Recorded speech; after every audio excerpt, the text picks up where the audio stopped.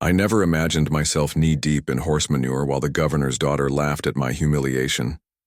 Each day, Minghua would bring her noble friends to watch me clean filthy stables, making sure they saw how she could break a man's spirit. She forced me to sleep with pigs after working 16 hours straight. When I finished cleaning one stall, she would kick over another bucket, demanding I start again. Her cruelty reached new heights when she seduced me only to have me publicly flogged the next day, whispering that she enjoyed watching me suffer. She thought I was nothing, a peasant to be used and discarded. What Minghua never suspected was that every bucket of manure I cleaned, every lash I endured, was bringing me closer to the moment I would return, not as a stable boy, but as the emperor's hand of justice. I knelt before the emperor in his private chamber, my posture straight, my eyes lowered in respect. The morning sunlight streamed through the latticed windows, casting golden patterns across the imperial yellow tiles. At 32, I had already earned a reputation as the most effective investigator in imperial service, known for my methodical mind and flawless judgment. "The northern province troubles me," the emperor said, his voice soft, yet commanding.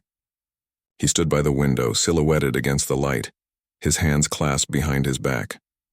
"Governor Zhao reports prosperity, yet our tax revenues diminish. My spies speak of suffering among the common people while the governor's palace grows, more opulent." I remained silent, analyzing the implications. The northern province was distant from the capital, making it easier for corruption to flourish unchecked. The emperor turned to face me, his expression grave. "Previous investigators have disappeared or returned with nothing. Governor Zhao and his daughter Minghua are exceptionally intelligent. They leave no evidence, no paper trail." "You wish me to go where others have failed," I stated, understanding immediately. "Yes, but not as an official. You will be a peasant, beneath notice." The emperor's eyes narrowed. "Minghua is particularly dangerous. She is brilliant and cruel. She manages her father's most sensitive affairs." I nodded, already formulating my approach. "I need no documents, Your Majesty. My memory will be my record." The emperor walked to a small lacquered box on his desk and removed a jade pendant, holding it up so it caught the light. "When your investigation is complete, break this at the eastern crossroads. Imperial guards will come." His voice lowered. "Until then, you are alone. Choose your moment carefully." I accepted the pendant, feeling its cool weight in my palm before tucking it into my simple robe. "I will not fail you, Your Majesty." "I know," the emperor replied.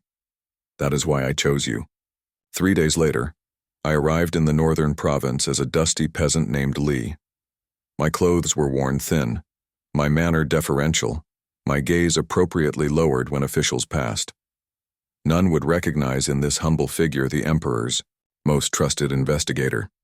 The contrast between the provincial capital and the surrounding villages was immediately apparent. While peasants struggled with failing crops and heavy taxation, Governor Zhao's officials rode through the streets in silk robes, carried in ornate palanquins. The governor's residence dominated the city center, its red walls and jade-green tiles, visible from every corner of the market. I established myself as a vegetable seller, purchasing meager produce from local farmers and setting up a small cart in the busy marketplace. This position allowed me to observe the daily rhythm of the city while appearing entirely unremarkable. For 2 weeks, I documented the systematic exploitation of the province. Tax collectors demanded triple the imperial rate, pocketing the difference. Merchants paid protection fees to avoid having their businesses investigated for imaginary violations. Grain shipments meant for imperial garrisons mysteriously decreased in quantity after passing through the governor's warehouses. I was careful to keep my observations subtle, never staring directly at officials conducting their corrupt business. My memory recorded every face, every transaction, every whispered deal. At night, in my rented room above a noodle shop, I organized these observations mentally, creating a detailed map of the corruption network with Governor Zhao at its center. It was on the 15th day that I first saw Minghua in person. She arrived at the marketplace surrounded by servants and guards, her palanquin of red lacquer and gold trim setting her apart from even the wealthiest merchants. When she stepped out, the crowd parted instantly, merchants bowing low as she passed. Her beauty was striking, her features perfectly composed, her robes of the finest silk. Yet it was her eyes that captured my attention. Cold and assessing, they moved over the crowd with calculation, rather than curiosity. I watched as she approached a silk merchant's stall, her servants carrying samples to her so she wouldn't have to touch the merchandise herself. The elderly merchant's hands trembled visibly as she examined his wares. "This quality is poor," she declared, though even from my position I could see the exceptional craftsmanship in the embroidered patterns. "Half price, or I'll have the magistrate investigate your tax payments." The merchant began to protest when I saw my opportunity. I deliberately bumped my cart, sending vegetables rolling toward Minghua's feet. Immediately, I prostrated myself on the ground, gathering my scattered goods. "Forgive this worthless one," I mumbled, positioning myself between Minghua and the silk merchant, giving the old man a moment to compose himself. The strategic move placed me directly in her path while appearing to be an accident of clumsiness. Minghua's eyes narrowed as she studied me. "You interrupted me." "This unworthy one begs forgiveness," I replied, keeping my eyes downcast while observing her reactions carefully. Instead of ordering punishment as I had calculated she might, Minghua tilted her head slightly. "You speak too well for a peasant." I had prepared for this precise observation. "My father served a scholar before the drought took our land," I explained, the fabricated backstory designed to pique her interest. Minghua smiled, a cold expression that never reached her eyes. "We need stable hands at the governor's residence. The work is unpleasant." I bowed deeper, hiding my satisfaction at this perfect entry point. This one would be honored. "Take him," Minghua instructed her guards, then turned back to the silk merchant who now stood frozen in fear. "As I was saying, half price." The guards roughly pulled me to my feet, confiscating my vegetable cart despite the protests of the market. "Manager," they marched me through the streets toward the governor's residence, one on each arm, treating me with the casual disregard reserved for those of no consequence. The governor's compound was even more impressive from within. Courtyards with carefully pruned trees led to ornate halls with carved pillars. Servants hurried about, none making eye contact with me or my escorts. We passed through 3 separate gates before reaching the service quarters at the back of the compound. That night, I was thrown into the servants' quarters, a long, narrow building housing 30 men who maintained the compound's grounds. An elderly servant handed me a thin sleeping mat and a coarse robe. "You're assigned to the stables," he informed me, his voice flat. 4 hours before dawn until sunset. 1. Meal at midday. Bathing at the well behind the kitchen, never in the house. The mistress doesn't tolerate the smell of horses indoors. I accepted the assignment without complaint, recognizing it provided perfect cover. Stable hands were among the most invisible of servants, forgotten by most of the household.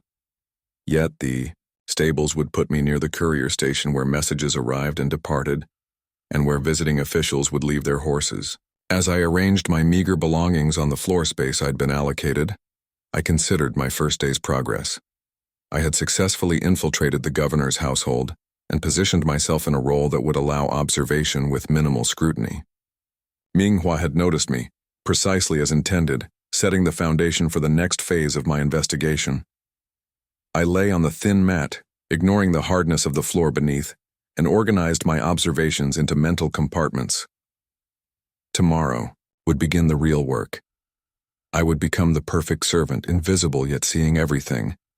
I would document every crime, memorize every face, record every betrayal of the Emperor's trust. In the darkness, I touched the jade pendant hidden in my robe, its smooth surface a reminder of my true purpose. I was not Peasant Li the stable hand. I was Wei Chen, Imperial Investigator, and I had begun my hunt. I woke before dawn, my body still aching from the hard floor of the servants' quarters. Around me, other servants stirred in the darkness, preparing for another day of service. None spoke to me as I followed them to the communal wash basin, where we splashed cold water on our faces in silence. The hierarchy was clear even among servants. As the newest arrival, I was beneath notice. The stables were located at the northern edge of the compound, far enough from the main residence that the smell wouldn't offend noble sensibilities. When I arrived, the head groom, a weathered man named Chung, handed me a shovel with a worn handle and pointed to the furthest stalls. "Start there," he ordered. "The governor's daughter inspects the stables personally. If she finds even a speck of dirt, we all suffer." I nodded and set to work, mentally noting this useful piece of information. Minghua's involvement with the stables would provide regular opportunities to observe her. The work was physically demanding but simple enough. I cleaned diligently, removing manure and soiled straw, replacing it with fresh bedding. I fed and watered the horses, noting the quality of the animals. These were no ordinary mounts but prime specimens worth a small fortune, another indication of wealth far beyond a governor's official salary. By midday, my muscles ached from the unaccustomed labor. My scholar's hands, though disguised with carefully applied calluses, were not made for this work. Still, I maintained my pace, aware that others would be watching for any sign of weakness. At the end of the day, I slipped away to the well behind the kitchens to wash the worst of the stable smell from my skin. As I plunged my hands into the cold water, I overheard 2 kitchen servants gossiping nearby. "Another shipment tomorrow," one whispered. "Northern garrison will be waiting again for supplies that never arrive." "And we eat millet while the governor dines on delicacies," the other replied bitterly. I filed away this exchange, adding it to my growing mental catalog of evidence. Diverting military supplies was treason, punishable by execution. The scope of Governor Zhao's corruption was becoming clearer. For 3 days I established my routine, becoming just another faceless servant in the vast compound. I learned the rhythms of the household, noting when officials arrived and departed, when messengers delivered sealed documents, when private meetings occurred in the governor's study. All this I committed to memory, building a detailed picture of the corruption network. On the 4th day, Minghua made her first appearance at the stables. She arrived unannounced, dressed in a riding outfit of deep blue silk. The stablemaster and grooms snapped to attention at her arrival. I continued working in my assigned stall, keeping my head down while observing her through peripheral vision. She moved with precise grace, inspecting each horse with genuine interest. When she reached the section I was cleaning, she paused. "You are the new stable hand," she stated rather than asked. I immediately set down my shovel and bowed deeply. "Yes, mistress." "From the marketplace," she continued, studying me with those cold, assessing eyes. "The vegetable seller who spoke too well." "This one is grateful for the opportunity to serve in the governor's household," I replied, keeping my gaze appropriately lowered. She approached closer and I noted the expensive fragrance she wore to mask the stable smells. "Have you worked with horses before?" "Some experience, mistress, though not with such fine animals." She walked slowly around me, inspecting me as she had the horses. "This stall is not clean enough. Do it again." I bowed in acknowledgement, though the stall was immaculate. "At once, mistress." Instead of leaving, Minghua leaned against a wooden post, watching as I emptied the fresh straw I had just laid, and began again from the beginning. I felt her eyes studying my movements, searching for any sign of resentment or resistance. "Most new servants complain to the others when I'm not present," she remarked casually. "They think I don't hear their whispers." I continued working steadily. The mistress is entitled to expect perfection in her household. A slight smile touched her lips. An unusual attitude for a fallen scholar reduced to shoveling manure. The statement was a trap, testing whether I would react to the deliberate insult. I maintained my composed demeanor, recognizing the strategic importance of this interaction. "Fortune is like the wind, mistress," I replied, using a common proverb. "One day it lifts us high, the next it casts us down." "Fortune follows intelligence," she countered.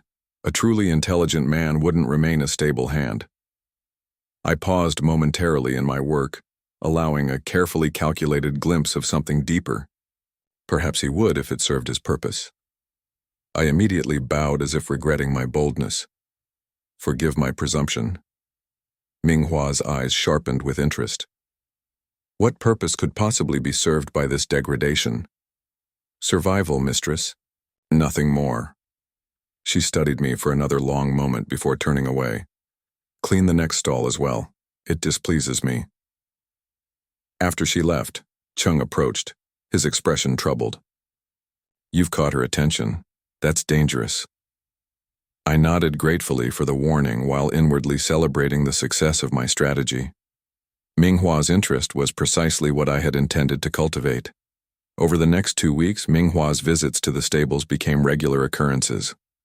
Each time she would find fault with my work, ordering me to clean sections I had already completed while she watched. And each time she would engage me in conversation, probing for information about my background and thoughts. I provided carefully crafted answers that suggested hidden depths while revealing nothing of importance. I played the role of a bitter but resigned fallen scholar, occasionally allowing glimpses of education or intelligence before retreating into subservience. During one such visit, Minghua brought several companions, young women from prominent provincial families. They stood at a safe distance from the soiled straw, covering their faces with scented handkerchiefs. This is the one I mentioned, Minghua told them, gesturing toward me as I worked. A scholar reduced to cleaning horse dung. The women tittered behind their handkerchiefs, their amusement at my expense evident. One spoke loudly enough to ensure I would hear. How degrading! I would rather die than fall so far. Minghua smiled coldly. That's why he's interesting. The stubborn refusal to accept his fate. The pretense of dignity while covered in filth. I continued working, showing no reaction to their mockery. Their cruelty was providing me valuable insight into Minghua's character. She derived pleasure from power imbalances, from reminding others of their subordinate position. That evening I was unexpectedly summoned to serve at dinner, as one of the regular house servants had fallen ill. This rare opportunity gave me access to the governor's private dining hall, where officials spoke more freely than they would in public. Governor Zhao was hosting several local magistrates, the table laden with expensive delicacies. I kept my eyes lowered as I served wine, moving silently around the table while listening intently to their conversation. Minghua noticed me immediately. Father, this is the stable hand I mentioned. The governor glanced at me dismissively. The fallen scholar. Why is he serving dinner? Liu is ill, Minghua explained. I thought it might amuse our guests to be served by an educated man who now cleans horse stalls. The officials laughed appreciatively at this entertainment provided for their benefit. I kept my expression neutral, though inwardly I noted each face, each name, adding them to my list of those complicit in the province's corruption. You visit the stables too often, Governor Zhao told his daughter as I refilled his wine cup. The servants talk. The stable hand amuses me, Minghua replied with a dismissive wave. He's different from the others. Different is dangerous, the governor warned, lowering his voice though not enough to prevent me from hearing. Remember the last imperial spy? Minghua laughed lightly. The one found floating in the river? This one is no spy, father. Just a broken scholar with nowhere else to go. I enjoy watching him pretend dignity while covered in filth. I kept my expression carefully blank as I poured wine, filing away the casual mention of murder. The governor changed the subject to upcoming shipments of imperial grain that would disappear before reaching the northern garrisons. The commander has been paid his share, one official assured the governor. He'll report bandit activity. As usual. Make sure the distribution is handled carefully, the governor instructed. The peasants are restless after the drought.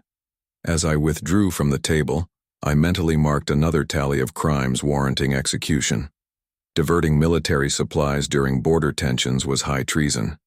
The evidence was mounting, each day bringing me closer to the moment I would break the jade pendant and summon the emperor's justice. A month into my assignment at the governor's residence, I had established a detailed mental record of corruption that would warrant multiple executions. Each day brought new evidence, new names, new crimes to add to my catalog of treachery against the emperor. I maintained my routine with methodical precision, cleaning the stables with care that even Minghua found difficult to fault. The physical labor had hardened my scholar's body, callousing my hands and strengthening my back. Though I still felt the exhaustion at day's end, I no longer collapsed onto my sleeping mat with muscles screaming in protest. The other servants had accepted my presence, though they maintained a careful distance. Word had spread that I had caught Minghua's attention, making me someone to be avoided rather than befriended. This isolation served my purpose, allowing me to observe without the complications of genuine attachments. Minghua's visits to the stables continued with increasing frequency. What had begun as weekly inspections became almost daily occurrences, always following the same pattern. She would find fault with my work, order me to redo tasks already completed, and engage me in conversation that probed for weaknesses in my fabricated history. During one such visit, as I spread fresh straw in a stall she had deemed inadequately cleaned, Minghua leaned against the wooden partition, studying me with unusual intensity.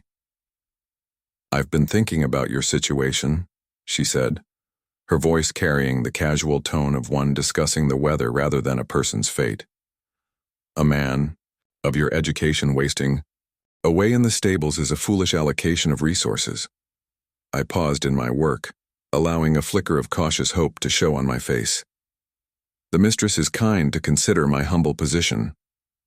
"Not kindness," she corrected sharply. "Efficiency. My father believes in using people according to their capabilities. Some of our household staff require literacy beyond the common standard." I bowed, recognizing the opportunity being presented while remaining wary of its true purpose. "I would be honored to serve the governor's household in any capacity deemed suitable." Minghua smiled, that same cold expression that never reached her eyes. "Continue your stable duties for now. I will speak with my father about a more appropriate position." After she departed, I resumed my work with outward calm, though my mind raced with the implications of this development. A position closer to the governor would provide access to more sensitive information, accelerating my investigation. However, it would also place me under greater scrutiny, increasing the risk of discovery. That evening, as I washed at the well, behind the kitchens, the governor's chief steward approached. His usual disdainful expression was replaced by one of reluctant acknowledgement. "The mistress has instructed that you are to serve in the main house tomorrow evening," he informed me.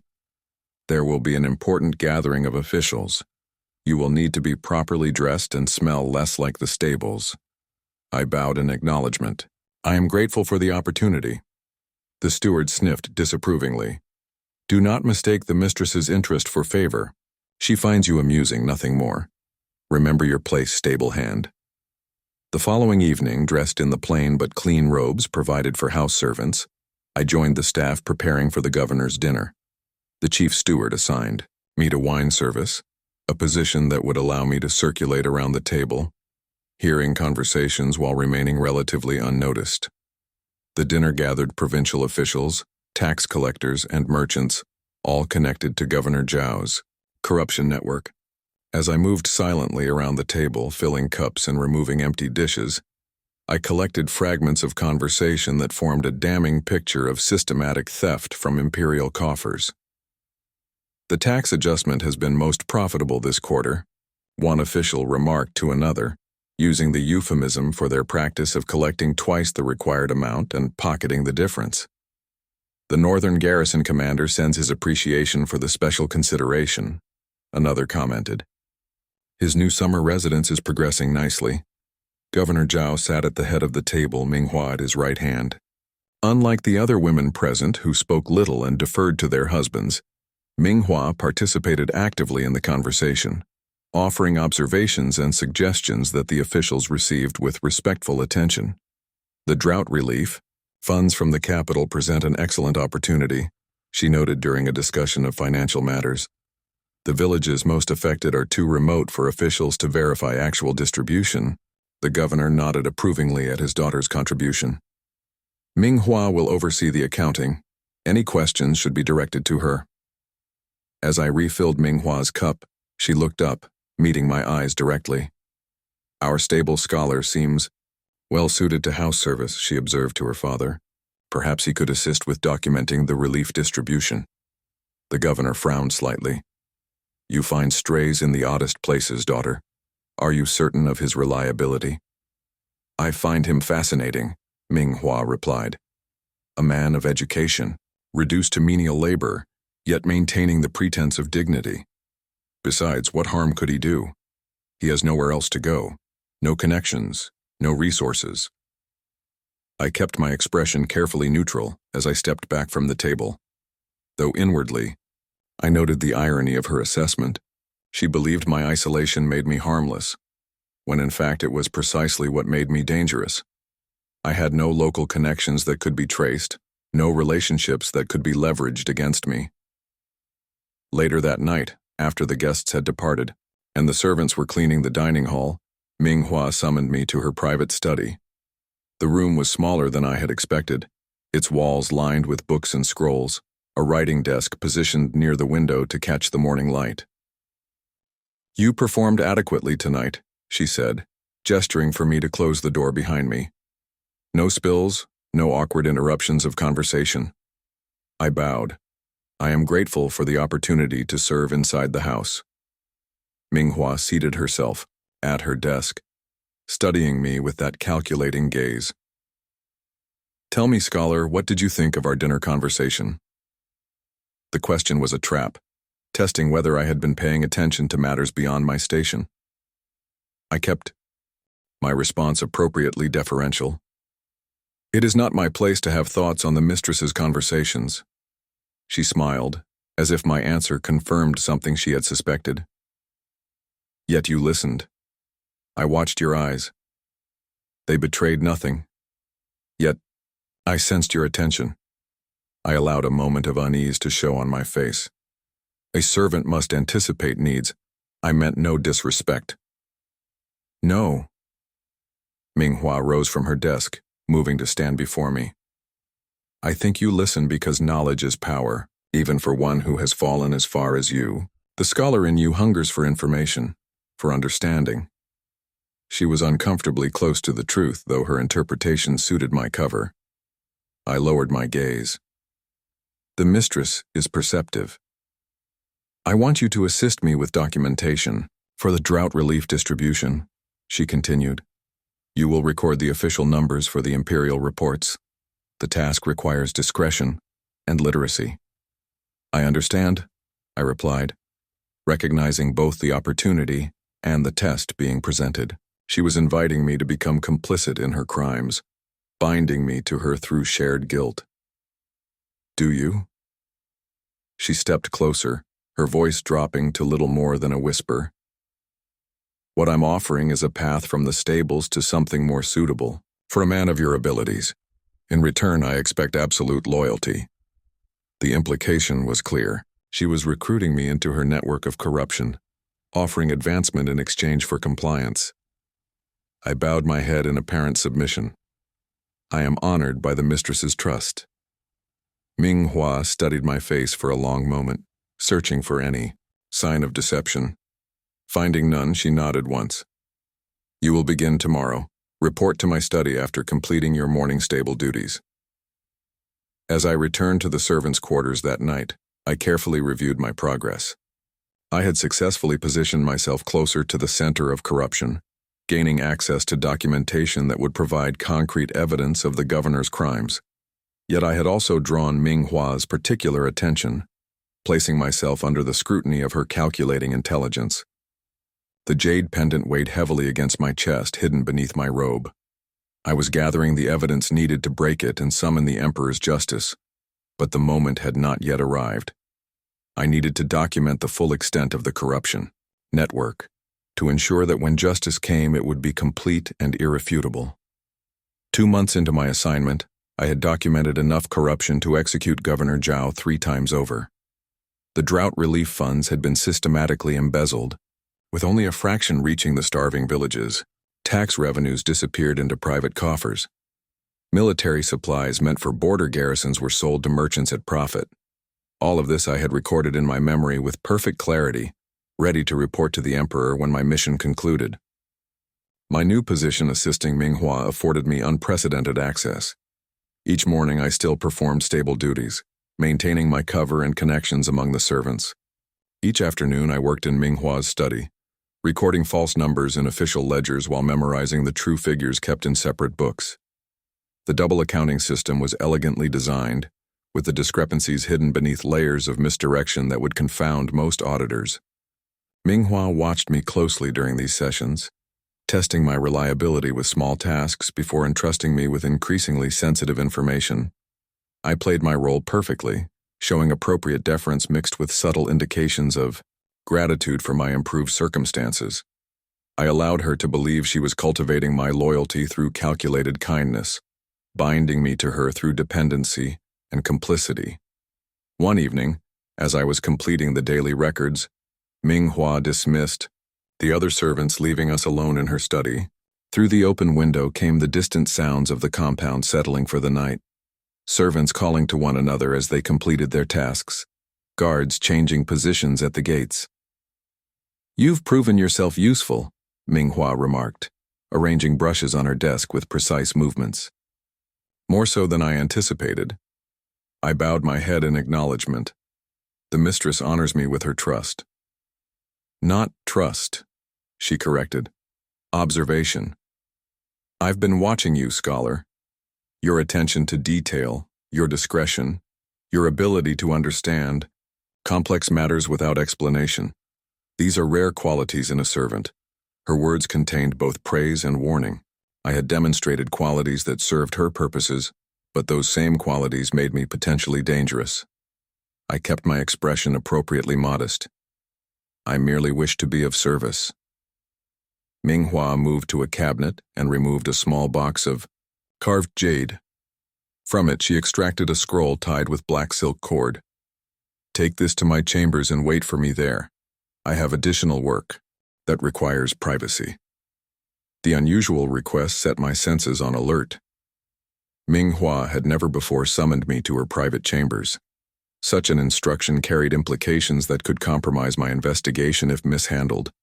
I accepted the scroll, with a bow, careful to keep my expression neutral despite my internal calculations. As the mistress commands, Minghua's chambers were located in the inner courtyard, separated from the main household by a garden of carefully arranged stones and miniature trees. The guards stationed at the entrance nodded me through, evidently expecting my arrival. This suggested Minghua had planned this meeting in advance, increasing my wariness. The outer chamber was elegantly appointed with carved furniture and silk paintings. Lamps burned in bronze holders, casting soft light across the polished wooden floor. I stood just inside the entrance, scroll in hand, alert for any sign of a trap or test. After a calculated delay, Minghua arrived, having changed from her formal robes into simpler attire of fine silk that accentuated rather than concealed her form. She dismissed the waiting maid with a gesture, securing the door behind the girl. "You seem uncomfortable, scholar," she observed, taking the scroll from my hands. "Does my private chamber disturb your sense of propriety?" I maintained my carefully constructed demeanor. "It is not my place to question the mistress's commands." Minghua placed the scroll on a side table without opening it. I noted that the document appeared to be merely a pretext for this meeting, confirming my suspicion that she had other purposes in mind. "Always so correct?" she said, moving closer. "I wonder what thoughts you hide behind that mask of subservience." "Only gratitude for the mistress's kindness," I replied, the practiced response coming easily. She circled me slowly, her assessment almost predatory. "You're wasted in the stables, Lee," she said, using my false name. "Your hands were meant for brush and ink, not manure." "The mistress is kind to notice." "I notice more than most think," she replied, moving close enough that I could detect the subtle fragrance she wore. "I wonder what you would do for a position in the governor's office instead of the stables." I recognized the stratagem immediately. This was another test, more dangerous than those that had come before. Minghua was offering advancement in exchange for personal loyalty, binding me to her through intimacy as well as complicity. I allowed my expression to register appropriate surprise followed by careful consideration. "What would such a position require?" I asked, maintaining my subservient demeanor while analyzing her true purpose. Minghua traced a finger along my arm, the touch deliberately provocative. Loyalty, discretion, a willingness to please. I permitted myself to appear affected by her proximity, a calculated response to her seduction attempt. I am loyal to those who treat me well. Her smile held no warmth, only satisfaction at what she perceived as manipulation succeeding. Then prove your loyalty tonight. What followed was a chess match of false intimacy. Minghua offered power and comfort in exchange for servitude, believing she was binding me to her through the most basic of human weaknesses. I played my role with precision, appearing to succumb while revealing nothing of my true purpose. Every touch, every word was calculated, a necessary deception in service to my mission. After our encounter, Minghua's demeanor changed abruptly. The false warmth vanished, replaced by the cold authority she showed to all servants. She dismissed me with a wave, watching my reaction carefully as I bowed and withdrew. Return to your quarters, she instructed. We will discuss your new duties tomorrow. I departed her chambers with appropriate deference, aware that this night had raised the stakes significantly. Minghua had revealed a new facet of her character, one that used intimacy as a weapon of control. She believed she had secured my loyalty through a combination of gratitude, fear, and desire. In reality, she had only provided me with new evidence of her manipulative nature, further justifying the judgment that awaited her. As I walked through the darkened compound, I analyzed the evening's events with clinical detachment.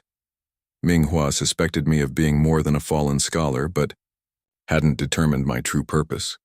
Her seduction attempt was both a reward for services rendered and a test of my character. She was searching for weaknesses she could exploit, pressure points that would ensure my continued compliance. The following day brought the consequences I had anticipated. Minghua summoned me to the main hall where Governor Zhao and provincial officials had gathered for morning business.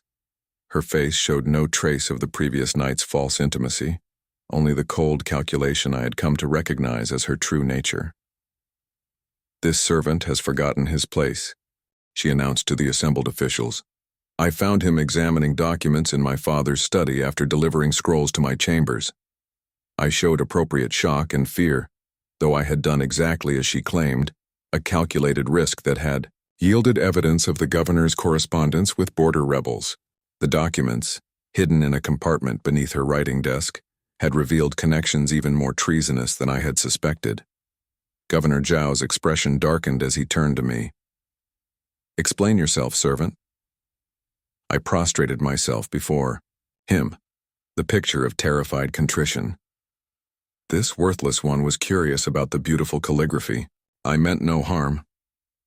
What punishment would you suggest, daughter? Governor Zhao asked, his voice cold with anger. Minghua studied me with clinical detachment, as if our encounter had never occurred. A public reminder of his station.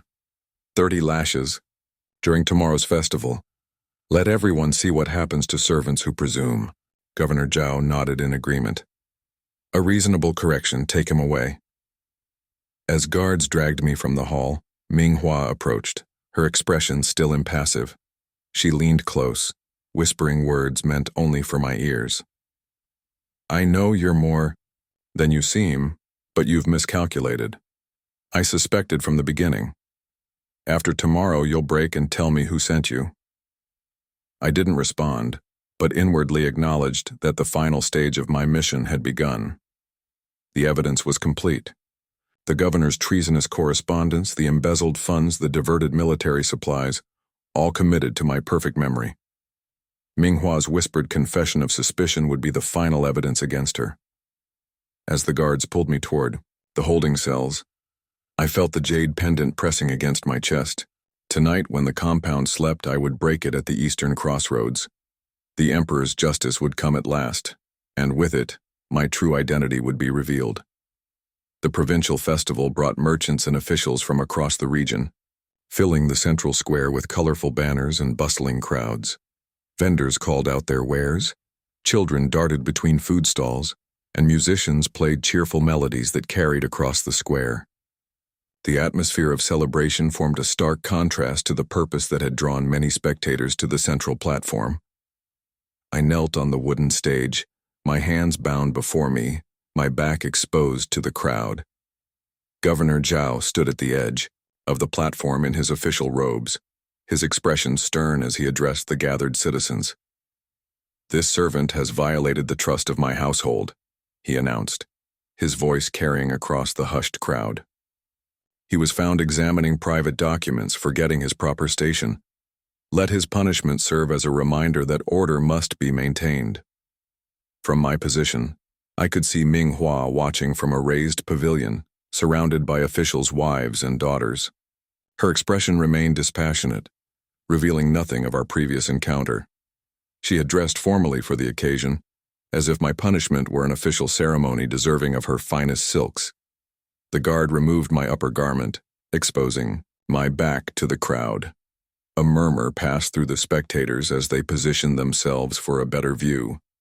Public punishments were common entertainment, a reminder of the established order and the consequences of defiance. I focused my mind on my mission as the first lash fell across my back. The whip opened a line of fire across my skin, but I made no sound. Each stroke was a confirmation of the corruption I had been sent to uncover. Each moment of pain evidence of the governor's cruelty. I accepted the punishment without resistance, my body suffering while my mind remained detached, cataloging every face in the crowd of officials who laughed at my suffering. After 15 lashes, Ming Hua raised her hand, halting the punishment. She descended from the pavilion and approached the platform, her movement graceful and unhurried. The crowd murmured, in surprise at this unexpected intervention. "Water for the prisoner," she instructed a servant, her voice carrying clearly to the spectators. "We are not barbarians." This show of mercy was calculated for the audience, presenting Ming Hua as compassionate despite her role in ordering the punishment. She approached me as the servant held a cup to my lips, leaning close as if to check my condition. "Tell me who you work for and this stops," she whispered, her voice too low for others to hear. "The rival governor? The minister? Of war?" I raised my eyes to hers, allowing her to see clarity rather than pain in my gaze. "Your judgment is flawed, mistress." Something flickered in her expression, a momentary uncertainty quickly masked by cold determination. She straightened and stepped back, signaling for the punishment to continue. "Proceed with the remaining lashes," she instructed the guard. "Ensure they are delivered with proper force." The second half of my punishment was administered with greater severity, the whip cutting deeper into flesh already raw from previous strokes. I maintained my silence, focusing on Ming Hua's face, memorizing the cold satisfaction in her eyes as she watched my blood spill. This moment, this expression, would be added to the evidence I would present when justice came. When the 30th lash had been delivered, I remained kneeling, my back a map of pain, my mind clear despite the trauma inflicted on my body. Governor Zhao announced the punishment complete, and the crowd began to disperse. Their entertainment concluded, their reminder of social order received. Guards pulled me to my feet and led me from the platform. Ming Hua followed, issuing instructions as we moved away from the crowd. "Lock him in the stable storage room," she ordered. "No food until morning. I will question him myself." The storage room was small and dark, its walls lined with tools and supplies for the stables. The only light came from a narrow window set high in the wall, too small for escape. The guards pushed me inside, securing the door with a simple wooden bar. "Tomorrow we'll continue our conversation," Ming Hua told me through the closed door, loud enough for the guards to hear. "I'm certain you'll be more cooperative." I listened as their footsteps receded, leaving me alone in the darkness. My pain across my back throbbed with each heartbeat, but I pushed the sensation aside, focusing instead on what needed to be done. The time for my disguise had ended. I had gathered all the evidence required, documented every crime, confirmed every suspicion that had brought me to this province. I waited until the compound settled into night, the sounds of activity diminishing as servants completed their tasks and retired to their quarters. The festival would keep many officials occupied in the town, reducing the number of guards patrolling the residence. From beneath the straw where I had been thrown, I retrieved the small tools I had hidden weeks earlier in preparation for this moment. The lock on the storage room door was simple, designed to keep honest people honest rather than to truly secure the space. I worked methodically despite my injured back, manipulating the mechanism until I felt it release. The jade pendant hung around my neck, concealed beneath my torn clothing. I removed it carefully, holding it in my palm for a moment before securing it in a pocket. I would break it at the eastern crossroads as instructed, but first I needed to exit the compound undetected. I slipped from the storage room into the darkened stable, moving silently despite my injuries. The horses stirred slightly as I passed, but made no noise that would alert the guards. I knew every corner of this building, every shadow and every creaking board to avoid. The servant passages provided the safest route through the residence, narrow corridors used by household staff to move unobtrusively between sections of the compound. I navigated them from memory, pausing at intersections to listen for approaching footsteps.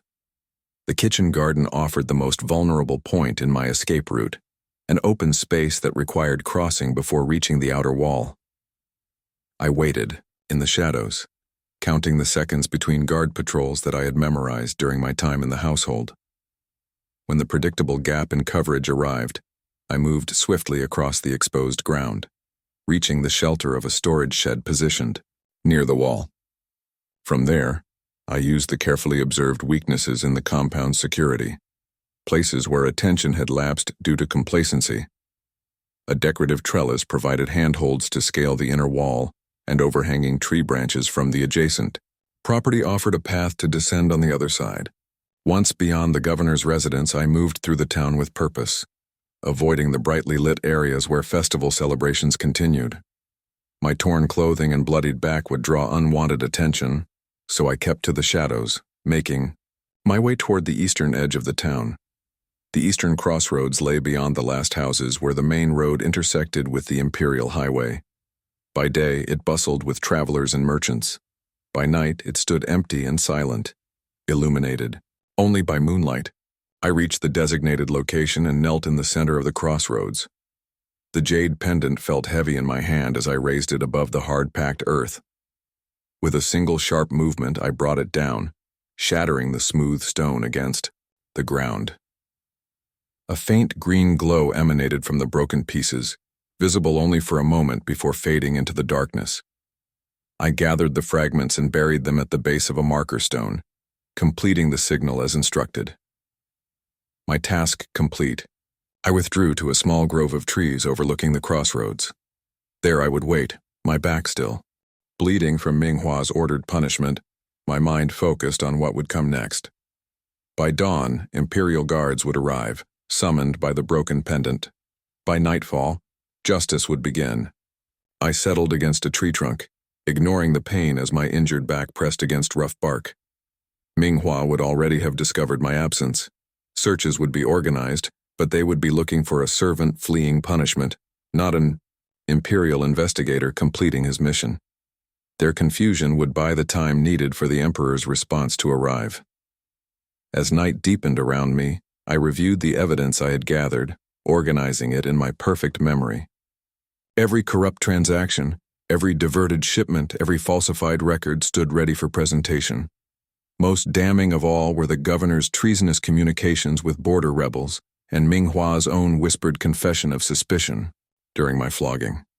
Dawn approached, painting the eastern sky with pale light. I remained in my position, patient and vigilant, watching the crossroads for the first sign of Imperial guards. The hours of waiting passed slowly, marked by the gradual shifting of shadows as the sun rose higher. Then, in the distance, I saw them. A column of mounted soldiers in Imperial armor, moving with disciplined precision along the highway. The Emperor's response had come, swift and decisive as promised. I rose from my hiding place, preparing to meet them and begin the final phase of my mission. Minghua's judgment awaited, along with all who had participated in her father's corruption. The stable hand who had shoveled manure and endured humiliation would soon reveal his true identity. Justice would be served by the Emperor's hand. I met the Imperial Guards at the crossroads, identifying myself with coded phrases known only to those in the Emperor's direct service. The captain, a veteran officer named Liang, dismounted and bowed with respect that no one in this province had shown me for months. "Imperial Investigator Wei Chen," he greeted me formally. "The Emperor sends his regards and his justice." I accepted the bundle he offered, containing fresh clothing appropriate to my true station. The black and gold robes of an Imperial investigator felt strange after months in coarse servant's garments, but I welcomed the return to my identity.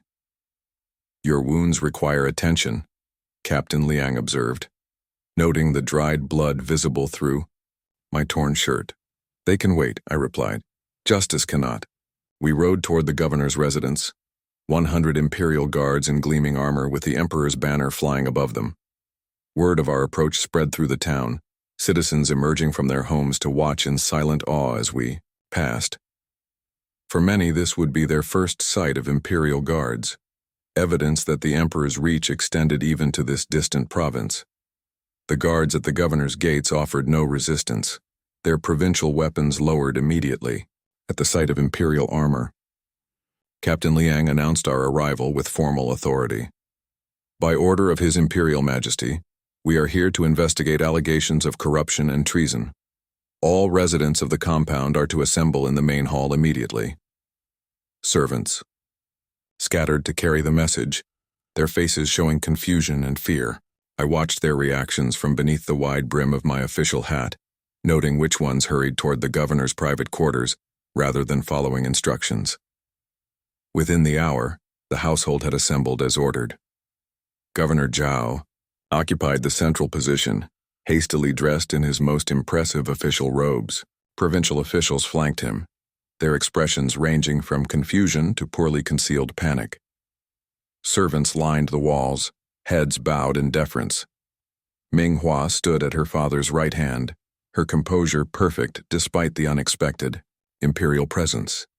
She had chosen a simple but elegant robe, presenting herself as a dutiful daughter rather than the power behind the governor's corruption. I waited outside the hall while Captain Liang established control of the space. The guards positioned themselves strategically around the room, their discipline and equipment making the provincial guards look like amateur militiamen. "His Imperial Majesty's investigator approaches," Captain Liang announced. I entered the Moat Hall, my official robes marking me as the Emperor's representative. I kept my face partially shadowed by my hat as I walked to the central position. Only when I stood directly before Governor Zhao did I raise my head, allowing full recognition.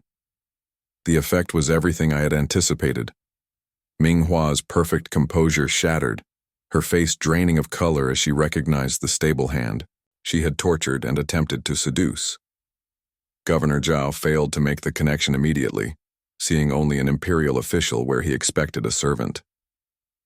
"I am Wei Chen, Imperial Investigator, sent by His Imperial Majesty to address corruption in the northern province," I announced, my voice carrying to every corner of the hall.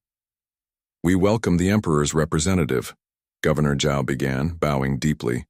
"Had we known of your arrival, you would have better hidden your crimes," I interrupted, as Governor Zhao and his daughter Ming Hua did when previous investigators were sent. The governor stiffened at my tone. "I don't understand your meaning, investigator." "Let me be clearer," I replied, projecting my voice to ensure all present would hear. "For 3 months I have lived among you as a servant. I have cleaned your stables, served your meals, and endured your cruelty. I have watched as you diverted imperial grain meant for our troops. I have witnessed your collection of illegal taxes. I have documented your correspondence with border rebels." A murmur ran through the assembled officials. Governor Zhao's face remained impassive, though I noted the slight tightening of his jaw that betrayed his alarm. Ming Hua stepped forward, her mind visibly racing to salvage the situation. "This is absurd. A servant making wild accusations." "Not a servant," I corrected. "The Emperor's hand. Every document you created, every word. You spoke in my presence, every order you gave, all recorded in my memory and verified by investigations across the province. At my signal, Guards entered carrying ledgers and scrolls recovered from the locations I had identified. These were recovered from the locations where you attempted to hide them, I continued. They confirm what I already knew. Governor Zhao fell to his knees, abandoning dignity in favor of survival. There must be some misunderstanding. There is none, I cut him off. Your crimes are confirmed, your guilt absolute. Minghua attempted a different approach, her intelligence seeking any path to escape. Investigator Wei, I suspected your true nature from the beginning. My actions were a test of your character, to determine if you were truly the Emperor's man or an impostor. I turned my cold gaze upon her, savoring this moment of perfect justice. Is that why you whispered to me during my flogging, and I quote, I know you're more than you seem, but you've miscalculated. I suspected from the beginning. After tomorrow, you'll break and tell me who sent you. You questioned if I worked for a rival governor or the Minister of War. Not once did you consider I might be the Emperor's investigator. Minghua's eyes widened fractionally, the only sign of her recognition that her own words had condemned her. Her perfect memory, which had served her so well in manipulating others, now confirmed the accuracy of my recall. By the Emperor's authority, I pronounce judgment, I declared. Governor Zhao, for treason against the throne, embezzlement of imperial resources, and conspiracy with enemies of the state, you are sentenced to public execution at dawn tomorrow. The governor collapsed completely, all pretense of dignity abandoned. Several officials nearby edged away as if his fate might be contagious. I turned to Minghua, whose face had become an expressionless mask. Minghua, daughter of Zhao, for your role in these crimes, for your cruelty to those under your authority, and for your attempt to corrupt an imperial official, you are sentenced to lifelong service cleaning the imperial stables. A whisper passed through the assembled officials. The punishment was both lenient in sparing her life and brutal in its poetic justice. Minghua would live out her days performing the very tasks she had forced upon me, experiencing the humiliation she had inflicted on others. Guards will escort you to your chambers to prepare for transport to the capital, I continued. Any attempt to harm yourself will result in the execution of your household staff. As Minghua was led away, I approached her, speaking privately as she passed. Remember how you laughed while watching me shovel manure? How you said I was meant for greater things than degradation? The Emperor's horses await your care for the remainder of your days. Minghua met my eyes one final time, her composure partially restored though her fate was sealed. I underestimated you. Yes, I agreed simply. You did. Throughout the day, Imperial Guards secured the compound, arrested implicated officials, and seized documented evidence of corruption. Captain Liang established temporary governance while I prepared detailed reports for the Emperor, identifying officials who could be trusted to assist in the province's rehabilitation. By evening, Governor Zhao had been confined to a cell to await his execution, and Minghua had been placed under guard for transport to the capital. The servants who had suffered under their rule watched in silent satisfaction as their former masters were reduced to prisoners. 1 month later, I inspected the imperial stables where Minghua, now dressed in coarse servant's clothing, cleaned horse stalls without respite. Her once perfect hands were raw and calloused, her fine features smudged with dirt and sweat. I walked the length of the stable, noting the cleanliness of each stall, the condition of the horses, the proper storage of tools and supplies. Minghua continued working as I approached, her movements mechanical but thorough. The Emperor is pleased with the reforms in the northern province, I informed her, standing immaculate in my official robes. Your father's replacement has already increased grain deliveries to the northern garrisons by 40%. Minghua didn't respond, continuing her work with the precision that had once made her such an effective administrator of corruption. I will return each month to inspect your work personally, I continued. The Emperor's justice requires nothing less than thorough supervision. As I turned to leave, Minghua finally spoke, her voice rough from disuse. You planned everything from the beginning. I paused at the stable door, Not everything. I didn't plan your cruelty or your father's corruption. Those were your choices. And they made your task simpler, she acknowledged. Yes, I agreed. They did. I exited the stables into sunlight, leaving Minghua in the shadows and filth she had once forced upon me. The symmetry satisfied something deep within me, a sense that balance had been restored to the world. In the governor's residence, I had been powerless while they held authority. Now our positions were reversed by the emperor's justice. As I walked through the imperial grounds, I reflected on the nature of true power. Minghua and her father had believed power lay in wealth accumulated through corruption, in the ability to inflict suffering without consequences. They had been wrong. True power resided in justice, in the patient accumulation of truth, in the emperor's unwavering commitment to the well-being of his people. The northern province was healing now, its resources properly distributed, its officials serving under watchful eyes. The border garrisons received their full supplies, strengthening the empire's defenses. Farmers kept more of their harvest, feeding their families instead of the governor's greed.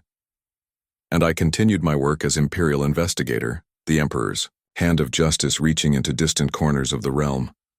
Other provinces, other corrupt officials awaited my attention, never knowing when a humble servant might be watching, recording, remembering every crime until the moment justice arrived. But each month I returned to the imperial stables, where Minghua shoveled manure from the emperor's prized horses. Each month, I inspected her work with the same critical eye she had once turned upon mine. Each month, I reminded her of the truth she had failed to grasp. They had forced me to clean filthy stables and laughed at my pain, never knowing I was the emperor's hand. Now, justice cleaned the empire, one province at a time,